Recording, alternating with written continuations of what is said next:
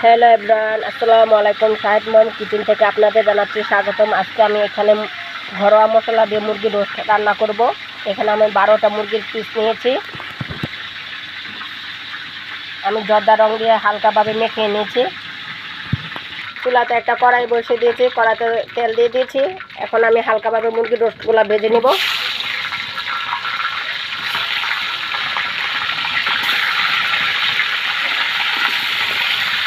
মুরগিটা ভাজা হয়েছে, আমি হালকা করে ভেজে নিয়েছি। এখন নামিয়ে নেব। মুরগির রোস্টটা আমি এখন উল্টে নেব।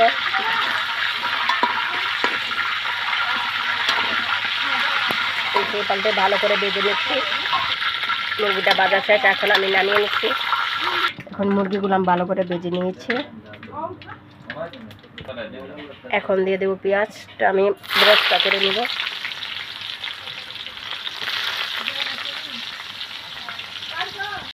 পেঁয়াজটা লাল লাল করে ভেজে আমি বেরেস্তা করে নিব। বেরেস্তাটা হয়ে গেছে, এখন আমি নামিয়ে নিচ্ছি।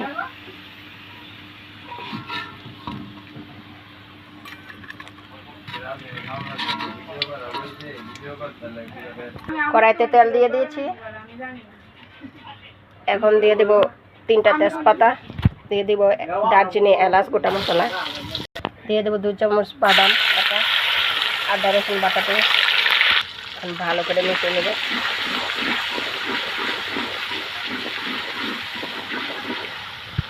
এখন দিয়ে দেব পেঁয়াজ আর কাঁচামরিচ আগে থেকে ব্লেন্ডার করে নিয়েছি, সেগুলো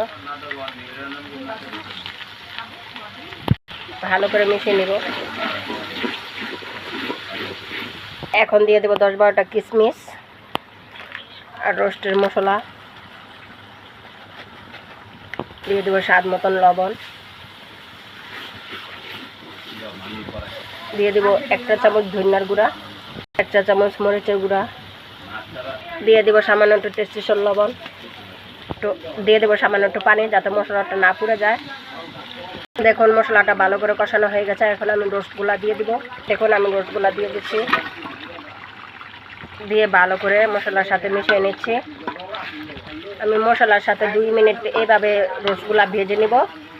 2 মিনিট ভেজে নিচ্ছি। এখন দিয়ে দেবো সামান্য একটু পানি যাতে মুরগির রোস্টটা ভালো করে সিদ্ধ হয়। এই পর্যায়ে দিয়ে দিব আমি আগে থেকে দুধটা জাল দিয়ে ঠান্ডা করে রেখেছি, লিকুইড দুধ।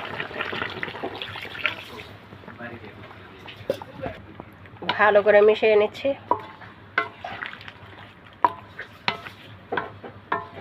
এই পর্যায়ে দিয়ে দেবো কিছু পেঁয়াজ বেরেস্তা, আর দিয়ে দেবো 6টা কাঁচামরিচ।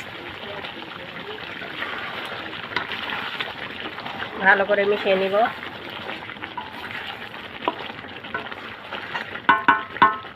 দিয়ে দিব 1 মুঠা কেওড়া জল, দিয়ে ভালো করে মিশিয়ে নিব।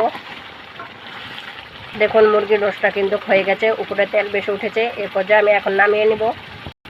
দেখুন আমার মুরগির রোস্টটা হয়ে গেছে, কত সুন্দর কালার এসেছে। হয়ে গেল ঘরোয়া মশলা দিয়ে সহজ উপায় মুরগির রোস্ট রান্না। ভিডিওটা যদি ভালো লাগে লাইক, কমেন্ট এবং শেয়ার করে দিবেন। চ্যানেলটা সাবস্ক্রাইব করে দিবেন। আজকে এই পর্যন্তই।